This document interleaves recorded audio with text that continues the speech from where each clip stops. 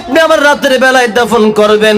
এর কারণটা হলো দিনের বেলায় আমার দাফন করলে পরে আমি ফাতেমা কতটুকু লম্বা এটা দূর থেকে দেখা যাবে, অথবা যারা জানাজার নামাজ পড়তে আসবে তারা দেখবেন নবীর মেয়ে কতটুকু লম্বা কতটুকু খাটো, একটু গিয়ে দেখে আসি, এই চিন্তা অনেকের মনে আসতে পারে।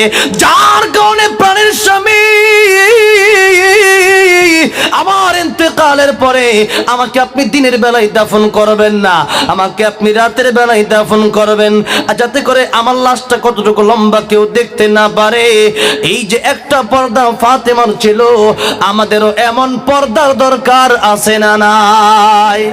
আমার নবীজি বলেছেন, আর যুবকেরা ভালো করে শুনতে হবে। এবার যুবক আর যুবতীদেরকে নিয়ে আমি কিছু কথা বলি। আমার ভাইরা, আমার মুরব্বী ওজিরা, নিজের মেয়েটা জাহান্নামের দিকে যাচ্ছে, কিন্তু আপনি দেখতেছেন না। অনেক সময় দেখবেন মেয়েরা স্বামীকে গালি দেয়, স্ত্রীরা স্বামীকে গালি দেয়, এমন কিছু স্ত্রী আছে না নাই? আছে। এই জন্য স্ত্রীর স্বামীকে গালি দিলে জাহান্নামের জন্য স্ত্রী হয়ে থাকবেন। আমার ভাইরা, আমার মুরব্বী বাজিরা, একটা কথা আপনারা অনেক আগেও হয়তো শুনেছেন। আমার নবী বলেছেন, আল্লাহ ছাড়া যদি কাউকে সিজদা দেওয়ার অর্ডার থাকতো, তাহলে আমি বলতাম সমস্ত স্ত্রীরা তোমরা তোমাদের স্বামীর খেদমত করো, স্বামীর পায়ে সিজদা করো, কোন সুবহানাল্লাহ। কিন্তু সিজদা তো স্বামীর পায়ে দেওয়া যাবে না আল্লাহকে ছাড়া। কিন্তু এই কথা নবী বললেন কেন? অর্থাৎ স্বামীর মর্যাদা বাড়ায় দিয়েছেন। এবার ফাতেমার কথা বলি। ফাতেমা রাদিয়াল্লাহু আনহা মাঝে মধ্যে 2 দিন 3 দিন যেত, চুলার ভিতরে আগুন ধরতো না, কিন্তু স্বামীর বিরুদ্ধে কোনোদিন নালিশ করতো না। একদিনের ঘটনা, আমার নবীজি বিশ্বনবী রাহমাতুল লিল আলামিন দরওয়াজায় গিয়ে ডাকলেন, রা ফাতেমা, দরজা খুলে আমার সাথে তুমি দেখা করো। অমনি ফাতেমার জবান থেকে বের হয়ে আসে, বাবা গো, আমি তোমার সাথে দেখা করতে পারবো না। যেই মাত্র এই কথা বলেছে, আমার নবী বলেন, কেন আমার সাথে তুমি দেখা করতে পারবে না? ফাতেমা রাদিয়াল্লাহু আনহা ডাক দিয়ে বলল, ও আব্বা, আজকে কেমনে তোমার সাথে আমি দেখা করি? যে কাপড়টা আজকে আমি পরেছি, এই কাপড়টা যদি তুমি দেখো, তাহলে আলীর প্রতি, আমার স্বামীর প্রতি তোমার ধারণা খারাপ হয়ে যেতে পারে যে এইরকম একটা কাপড় ফাতেমাকে আলী কেমনে দিল। ও বাবা, আমার স্বামীর সম্মান নষ্ট হোক, এটা আমি চাই না। এই জন্য আমার স্বামীর সম্মান রক্ষার্থে আজকের এই দিনে আমি তোমার সাথে দেখা করতে পারবো না, কোন সুবহানাল্লাহ। এই যে একটা স্বামীর খেদমত, এটা তো এখন নাই, কিন্তু তারাও চায় স্বামীরে গালি দেয়, স্বামীরে মারে, কিন্তু এরাও চায় ফাতেমার সাথে জান্নাতে যাবে। না রে বন্ধু, না। যদি জান্নাতে ফাতেমার সাথে যেতে হয়, ঈমান যদি থাকে, তাহলে কাজ করতে হবে বিশেষ করে 2টা। যেহেতু এখানে আমাকে একটা বিষয় দেওয়া হয়েছে, পর্দার কথা, তো পর্দা করবে কি বুড়ারা না যুবকেরা? হ্যাঁ, করবে কে? এই বুড়ারা পর্দা করবে? বুড়ারা? হ্যাঁ, বুড়ারা পর্দা করে লাভ কি? বুড়াদের তো পর্দাই নাই। পর্দা করবে কেন? যাতে করে গুনায় জড়িত না হয়। বুড়া মানুষ তো গুনায় জড়িত হয় না, গুনায় জড়িত হয় সব যুবক আর যুবতীরা। কথা কন ঠিক না বেটি? কেন? এই বয়সে মদের আড্ডা আছে না নাই? এই বয়সে জুয়ার আড্ডা আছে না নাই? এই বয়সে বিয়ের সময় যৌতুক আছে না নাই? যৌতুক বন্ধ করতে হবে। এখন একটু যুবতীদের কথা বলবো, অর্থাৎ পর্দার কথা বলবো। দেখেন, আজকে যৌতুক চালু হওয়ার কারণ, অর্থাৎ এই দেশে আছে কি যৌতুক? আছে, অনেক আছে। আমাদের বাংলাদেশে অভাব নাই। এখন ইসলাম যারা বুঝে না তো পরের কথা, ইসলাম যারা বুঝে তারাও যৌতুক নেই। কেমনে? হাদিয়া দেন। আচ্ছা, হাদিয়া কি কেউ ছায়া নেই? যে কি হাদিয়া নেওয়া যায়? হাদিয়া হলো যে, নেন, আমি আপনাকে 5,000 টাকা দিলাম, এই যে হাদিয়া। আর আমি আপনার কাছে চাইলাম যে আমাকে একটা ফ্রিজ দিতে হবে, একটা আলমারি দিতে হবে, আর তা না হলে আমি এটা করবো না। এটা কি হাদিয়া হলো? তো ডাকাতি হলো। জোরে কোন ঠিক না বেটি? ডাকাতি হলো। এই জন্যে ডাকাতির নাম হাদিয়া হতে পারে না। এবার আসেন, এবার যুবতী যারা আছে, এরা যদি আমার সমাজে আজকে পর্দা করতো, তাহলে যৌতুক থাকতো না। আপনারা কথা বুঝবেন। আপনারা বলতে পারেন, হুজুর কথা কোনটা বললেন আর এখন বললেন কি? মানে যে যুবতীরা পর্দা করলে যৌতুক নিতাম, তো সমস্যা কি ছিল? দেখেন একটা কথা, একটা পুরুষ যখন কোনো নারীকে বিয়ে ছাড়া পেয়ে যায়, কিভাবে? যে বিয়ের দরকার হয় না, অটোমেটিকলি একটা নারীকে সে কাছে পায়, তখন সে চিন্তা করে বিয়ে করে কোনো লাভ নাই, টাকা কি খরচ করবে, কে তার দায়িত্ব নিবে, যা করার তো এইভাবেই টাকা ছাড়াই করা যায়। যেরকম ঠিক না বেঠিক? আর এই সুযোগটা পায় নারীর জন্য, যেই নারীরা পর্দা করে না। এই কথা বললে অনেকের গায়ে আঘাত লাগতে পারে। কেন?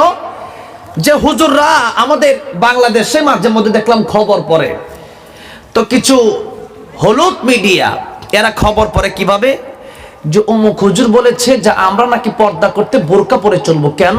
তোমরা গেঞ্জি পরে চলতে পারলে আমরা বোরকা পরে চলতে পারবো না? চিন্তা করেছেন? আচ্ছা, এরা বলে যে আমরা স্বাধীনতা চাই।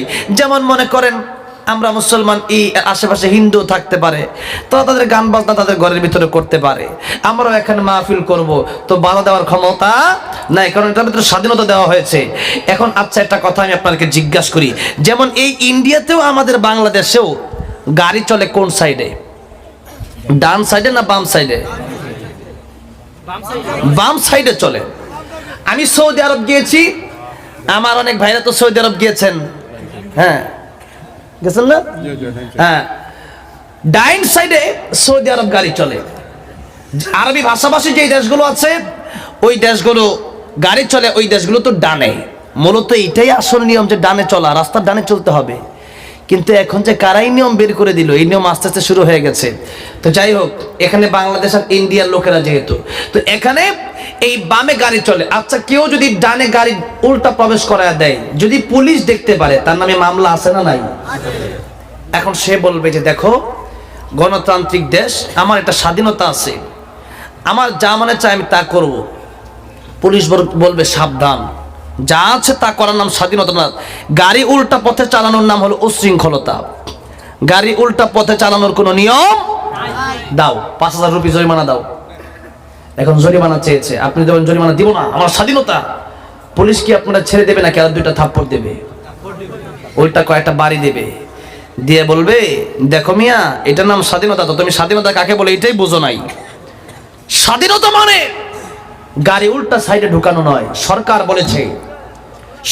বলেছে যে তুমি বাম সাইডে গাড়ি চালাও, তুমি ডাইন সাইডে চালাবা কেন? জরিমানা গুনতে হবে তোমার। জরিমানা না গুনলে জেলে গিয়ে বসে থাকো 5 মাস 6 মাস। ঠিক না বেঠিক? আচ্ছা বলেন তো, দুনিয়ার সরকার বড় না আমার আল্লাহ বড়? সব যত সরকার আছে, আমার আল্লাহর চাইতে কোনো সরকার বড় আছে? সরকারের কথা শুনতে গিয়া যদি স্বাধীনতা সবকিছু হয় না, কিছু কথা সরকারের মানতে হয়।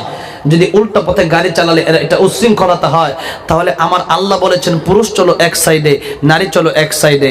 তো এখন যদি নারী বলে আমি চলবো না, তাহলে সেই নারীর জন্য কোনো ওয়াজ আমার নাই, কারণ তুমি চলবে না তো। ফাযাক্কির ইন্নামা আনতা মুযাক্কির লাস্তা আলাইহিম বিমুসাইতির। আল্লাহ পাক নবীজিকে বলছেন আপনি শাসক নয়, দারোগা নন, যে আপনি তাকে পিটাবেন। পিটিয়ে মানুষ বানানো যায় না, মানুষের অন্তর ভালো হয়ে গেলে মানুষ এমনিই ভালো হয়ে যায়। এই জন্য আজকের ওয়াজ মাহফিল। ঠিক না বেঠিক? সুতরাং আল্লাহ বলেছে চলো এক সাইডে পুরুষ, নারী চলো আরেক সাইডে। এখন নারী যদি বলে যে পুরুষের গায়ে শার্ট কেন, আমিও শার্ট পরে রাস্তায় বের হব, আমিও মুসলিমের বাচ্চার মতো আমি উলঙ্গ হয়ে বের হব, তাহলে বলেন তো এটা কি স্বাধীনতা হলো না উশৃঙ্খলতা হলো? উশৃঙ্খলতা হলো। সুতরাং এই উশৃঙ্খলতা যারা করে, তো এখন যুবকের, এখন সমস্যাটা কোথায়, মূল কথায় যাচ্ছি। দেখেন, এখন যুবকেরা বলে যে আব্বু বিয়ে করব না, বাপে জোর করে বিয়ের জন্য সে বিয়ে করতে রাজি না। কেন? কারণ হলো সেই ব্যক্তি চিন্তা করে যে তার দায়িত্ব নিতে হবে, তার খরচ দিতে হবে। তো এই খরচ দেওয়ার দরকার কি? এমনি তো প্রেম করে কাটায় দেওয়া যায়। তার খরচ তার বাপ মা দিবে, আমার খরচ আমার বাপ মা দিবে, তাহলে তাকে তো আমি দায়িত্ব নেওয়ার কোনো মানে হয় না। এই যে একটা চিন্তা ভাবনা তাদের ভিতরে আসছে, এখন বিয়ে করতে রাজি না। এখন যেই মাত্র বিয়ের জন্য অফার দেওয়া হয়েছে, ভালো মেয়ে খুঁজে পায় না। যেই মেয়ের কাছে যায় একটা মুসলমান, যে সে বিয়ে করবে 4টা জিনিস দেখে। যখন কয়টা? 4টা। তুনকাহুল মারআতু লিআরবাঈন। নবীজি মিশকাত শরীফের হাদিসে বলেছেন লিমালিহা ওয়ালি জামালিহা ওয়ালি দীনিহা ওয়ালি হাসাবিহা ফাদফার বিজাতিদ দ্বীন। তোমরা বিয়ে করে 4টা জিনিস দেখে। আমার কথা এবারও একটু ভালো করে বুঝেন। লিমালিহা, নবী বলেন ধন সম্পদ দেখো। কি দেখবেন? আপনারা অনেকেই বলতে পারেন হুজুর কত হুজুর তো ওয়াজ করলো, কিন্তু এই ওয়াজ তো শুনলাম না। কেন? যে আপনারাই না বলেছেন তোমরা ধর্ম দেখে বিয়ে করো, দিনদারিতে দেখে বিয়ে করো, তার ভালো কাজ আসেনি, ভালো চরিত্র দেখে বিয়ে করো। এখন টাকার প্রশ্ন আসলো কেন? একটু ভালো করে পুরোটা বুঝেন। লিমালিহা, ধন সম্পদ। রাসূল 2 নম্বরে বললেন ওয়ালি জামালিহা, চেহারা দেখে বিয়ে করো। কন্যা সুবহানাল্লাহ। আমাদের দেশে অনেকেই আছে, ইন্ডিয়াতেও আছে, বাপ অথবা মা একটা মেয়ে পছন্দ করেছে, তো সন্তান বলেছে আব্বু মেয়েটা আমার পছন্দ হয় নাই, বাপ বলে যে পছন্দ হোক, তোর পছন্দের কি, আমরা বাপ মা আমাদেরই পছন্দ, এরকম বলে কি বলে না? আমার মুরব্বী বাবাজিরা আপনার মনে কষ্ট নেবেন না।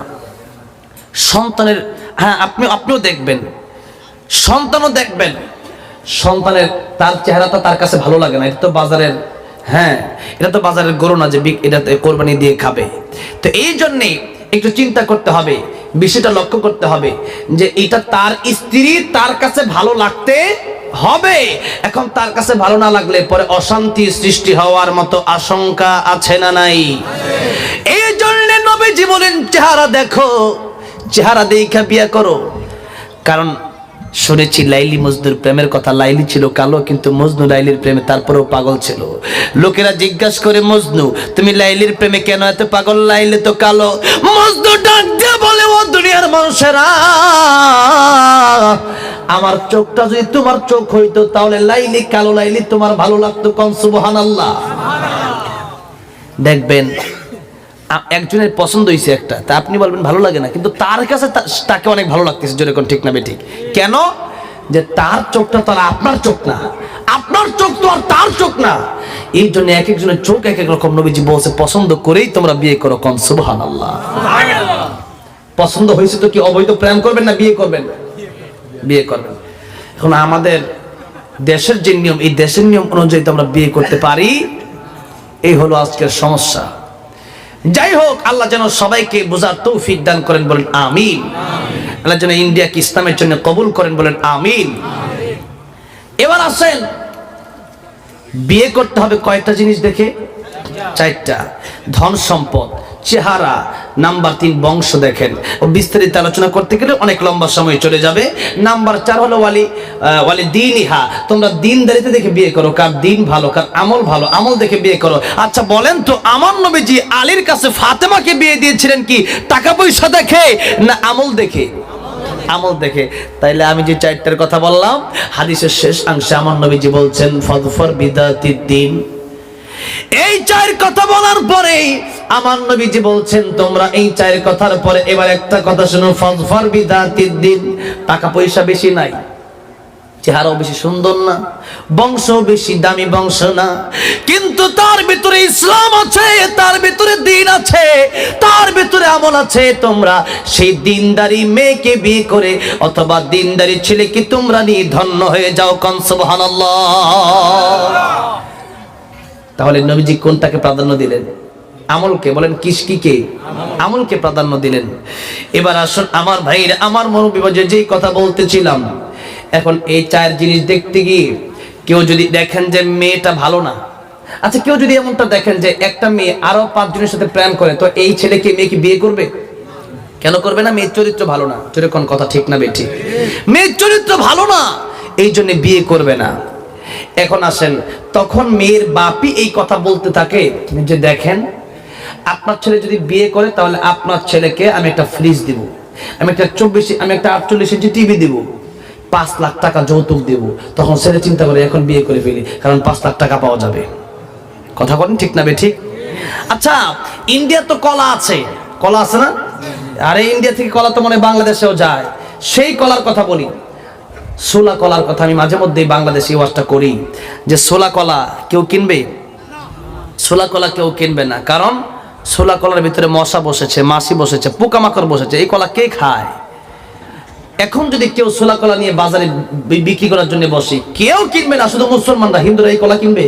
কেন কিনবে না? কলা ভালো না, কলা তো নষ্ট হয়ে গেছে। যেরকম ঠিক না বেটি?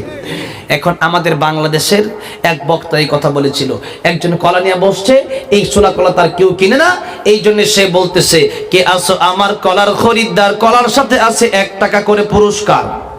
তো 100 কলা থাকলে 100 টাকা পুরস্কার। এক ছেলে চিন্তা করলো যে টাকা যদি 100 টাকা পুরস্কার দেয় তাহলে আমি কলা দিয়ে কি করব? কলা না হয় ফেলে দিলাম বাজারে গিয়া, 100 টাকা আমার বড় প্রয়োজন। 100 টাকার জন্য সে কলা নিল। আচ্ছা বলেন তো এই যুবক কলা নিল কেন? কলা খাওয়ার জন্য নাকি টাকার লোভে পড়ে? টাকার লোভে পড়ে। এই মুহূর্তে এই সমাজে বর্তমানে কিছু যুবক আছে টাকার লোভে পড়ে বিয়ে করে, মেয়ে দেখে বিয়ে করে না। আবার কিছু মেয়ে আছে যে মেয়েরা আমল দেখে বিয়ে হইতে চায় না, জিজ্ঞাসা করে কত টাকা বেতন পাও, কত টাকা স্যালারি পাও, কথা বলেন না কেন? আচ্ছা যদি বলে 20,000 রুপি, আশেপাশ থেকে আরো কত, এরকম কথাও জিজ্ঞাসা করে। এখন আমাদের বাংলাদেশেও আছে, আশেপাশে কত মানে সুদে ঘুষে কত, টেবিলের উপর দিয়ে 20,000, টেবিলের নিচ দিয়ে কত। আচ্ছা বলেন তো, এই কথা যে ব্যক্তি জিজ্ঞাসা করতে পারলো তাদের চরিত্র কোনোদিন ভালো হতে পারে?